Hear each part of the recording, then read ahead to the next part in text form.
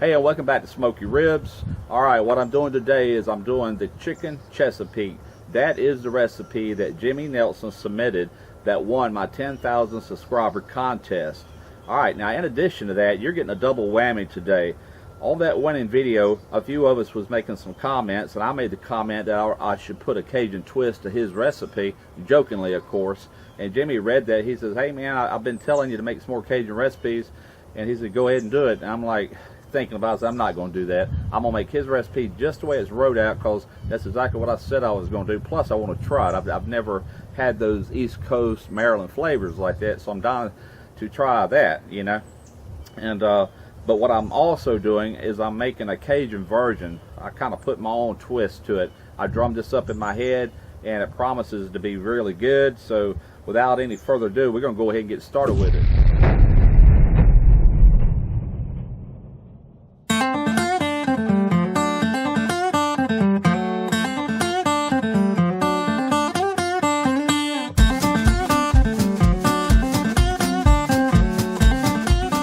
Alright, so I'm getting ready to put together the stuffing for the blackened chicken, the Cajun blackened chicken. And it's going to start with 8 ounces of softened cream cheese. I've been letting this sit out on the countertop all day.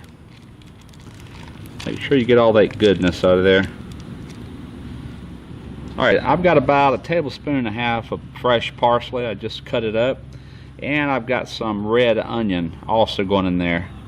Probably about 1/3 cup is all that's needed. Alright, now I've got some jumbo lump crab meat. This comes from the blue crab, which is native of our waters, the Gulf of Mexico. I'm going to put in about 1/2 pound of that. And I've also got some Backfin crab meat. So we're going to put in, I don't know, probably about 1/3 cup in there. Alright, now I've got some frog bone all-purpose Cajun seasoning. We're just going to season this by feel. I'm going to say probably around 1 tablespoon. This has already got our salts in it, so we're not going to add any extra salt to this. Now all you want to do is take you something and start turning this over. You don't want to mix it real hard, because you're going to break all that big lump crab meat up. So I'm just going to take and incorporate the cream cheese with everything I have here, and I'll bring you back. Alright, now we're getting ready to make part of what goes inside of the stuffed chicken on the chicken Chesapeake. And the first ingredient we're going to put in here is 1 egg. Alright, calls for a little hot sauce, and I'm going to be using the frog bone. Love this stuff. Don't care a lot of heat. It's really a medium sauce, but it has an awesome flavor. So we're going to go right there, probably around 1 teaspoon if I had to guess. Alright, Jimmy's recipe calls for 1/4 teaspoon of Worcestershire. That looks about right. And about 1/4 teaspoon of lemon juice. Alright, we got about 1/2 cup of mayo. That looks pretty close right there to me. Alright, just added about 1/2 teaspoon of Dijon mustard as well. Alright, calls for 2 tablespoons of Old Bay seasoning. 1 goes in here right now. A little bit more. Gonna reserve the other. Alright, I'm just gonna mix all this in.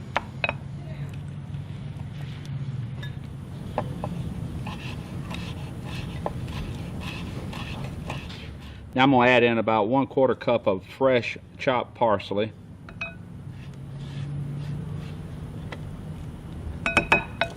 Alright, now his recipe calls for 1 whole pound of this jumbo crab meat. I've already used close to 1/2 pound of that, so I'm going to go in 1/2 pound of that. But I do happen to have about 3/4 pound of the Backfin left, so we're going to throw the remainder of that in there as well. That's a lot of crab meat. Alright, the last and final ingredient are these butter crackers, better known to most of you as Ritz crackers. And I'm simply just going to crumble these up in here. You want around 1/4 cup. We're going to toss this in as well. Like I said earlier, you want to toss this kind of gently. You don't really want to stir it, because it breaks that lump crab meat up, that jumbo.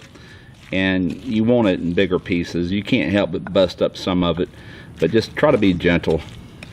So what I'm going to do at this point is I'm going to put a top on this, and I've got an ice chest over here with ice, and I'm going to place it in the ice chest until I'm ready to use it. I'm throwing in 6 ounces of salted butter into a cast iron skillet. This is the beginning of our crawfish sauce that is going to top our blackened chicken recipe. Alright, I got my 6 ounces of melted butter in here. At this point, I'm going to take 1 pound of crawfish. These are bagged crawfish. They come straight out of Louisiana. This is what you want to use. You don't want to use that imported stuff. I'm telling you, there is a world of difference. I'm just going to break this up. We're going to mix it in with this butter real good. Alright, now you want to add in about 3/4 of a cup of heavy cream. Alright, now you want to take a good brandy. You want to add in about a tablespoon. Yeah, a little bit more. There we go. Alright, now add in about a 1/4 teaspoon of white pepper. Go ahead and add in some cracked black pepper. I always do this to taste. Alright, now we're going to add in a pinch of cayenne pepper. Alright, got about a teaspoon of salt. Going to mix all this in well. What I'm going to do at this point is I'm going to take this off way over here, get it completely away from the direct heat, spin the handle around, just about like that. It's still simmering, that's what I want. I'm going to take foil, and we're just going to loosely cover this pan to stop a lot of steam from escaping. We don't want to lose all the fluid in there. Now we're going to let this go for around 30 minutes just like this. And I'm going to put my cover on this. We'll be back. Alright, so I'm back over here on this crawfish sauce. This crawfish cream sauce. Man, you talk about good. This is also good on anything. You can put it on a ribeye steak, tuna steaks, you name it. I've been going about 30-35 minutes. And what I'm going to do at this point is I'm going to add in about 5 tablespoons of water. Alright, now you can actually add in a seafood stock or clam juice, and normally that's what I do, but I completely forgot about picking up seafood stock when I left. But I'm telling you, it's going to be good without it. It really is. Water works just fine. So we're going to let this simmer for about another 5 minutes, and at that point we're going to thicken it up. We'll be back. Alright, so we simmered another 5 minutes, and all we're going to do is thicken this up. And I've got some Wondra. This is excellent. It's really an all-purpose flour, but it don't clump up as bad as an all-purpose flour. It's really great for thickening up sauces, gravies, and such as that. I always keep some on hand. Now you just got to play this by ear. Throw a little bit in there, mix it up, see how it looks. Just get it to the consistency you like. I like mine not super thick, and then again I don't like it real runny and thin either. I like it somewhere in the middle. Okay, that did a lot right there. We're gonna go just a little bit more. Let's check that out. Oh yeah, that's looking good.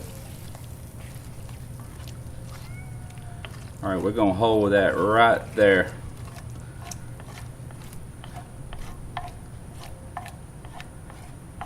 Alright, now what I'm going to do at this point, I'm going to pull the, well, I'm going to cover it first back with that aluminum foil. I'm going to pull it off the heat.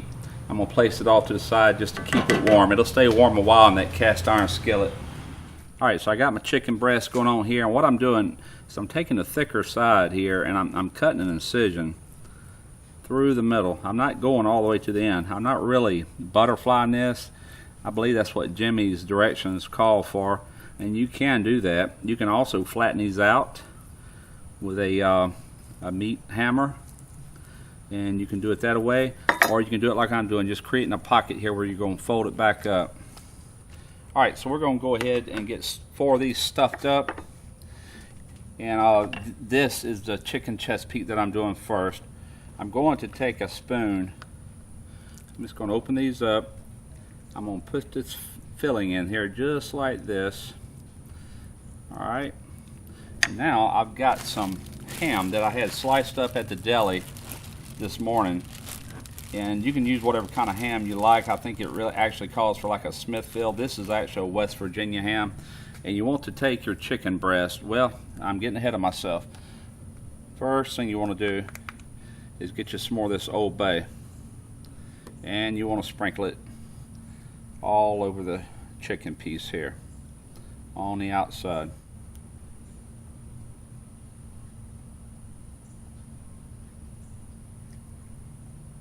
Just like that.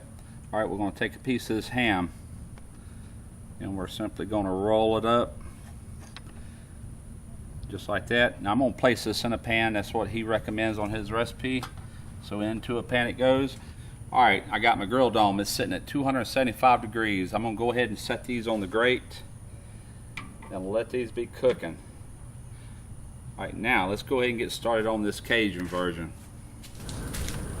Alright, so now we're working on these Cajun chicken breasts, and what I'm doing is I'm taking my other mixture, the one with the cream cheese and the red onion and the parsley and the crab meat and the Cajun seasoning. We're simply just going to fill that pocket up with that right there. We're going to close her up like this, set it off to the side. Alright, now what I'm going to do, I'm going to finish this up and I'm going to coat them on both sides real good with the frog bone blackening seasoning. We're going to blacken these on the Mojo griddle. So I got my Mojo griddle heating up. All I'm going to take now is I'm going to take some butter right here in the center. Now I'm going to take 2 of these chicken breasts and we're simply going to blacken these on each side. Oh yeah, you hear that sizzle? That's what you want.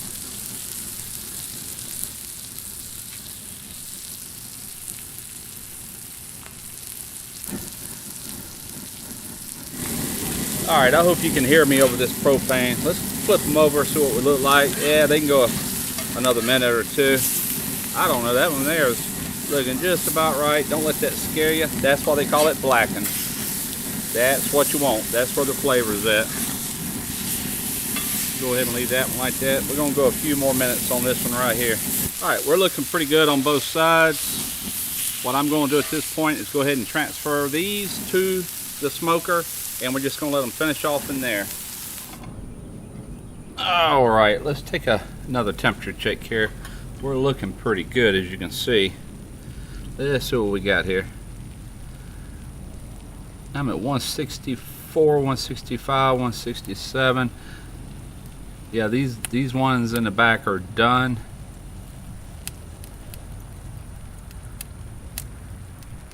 Oh yeah. These are almost done. I'm going to go ahead and remove the Cajun style stuffed chicken breast first. Go ahead and get these out of here. Alright, I'm going to close the lid and we'll let these go a few more minutes. Alright, it's just about gotten dark on me out here. And what I have, I've already been eating on this, by the way, but I'm going to do a taste test, official taste test. This is the Cajun style that was my brainchild. And the only reason I did this, because this sounded so good, is I was wanting to do a comparison type recipe that we would do down here in the South. Alright, this has got the crawfish topping on top.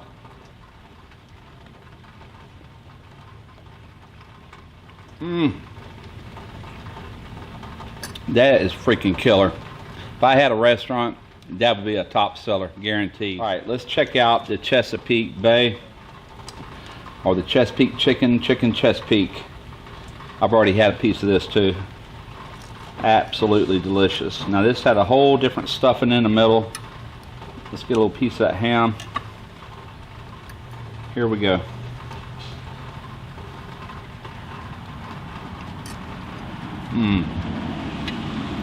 Wow. That is excellent. I can't tell you which one I like more. You know why? Because they're both just killer, but they're totally different. This is East Coast. This is the flavors from Maryland with the Old Bay and the things going on. This is all my area right here with the crawfish. They both have blue crab in them. And it's just amazing to me how different seasonings can change things around so much. Give them both a try. All right, till next time, smoke your ribs.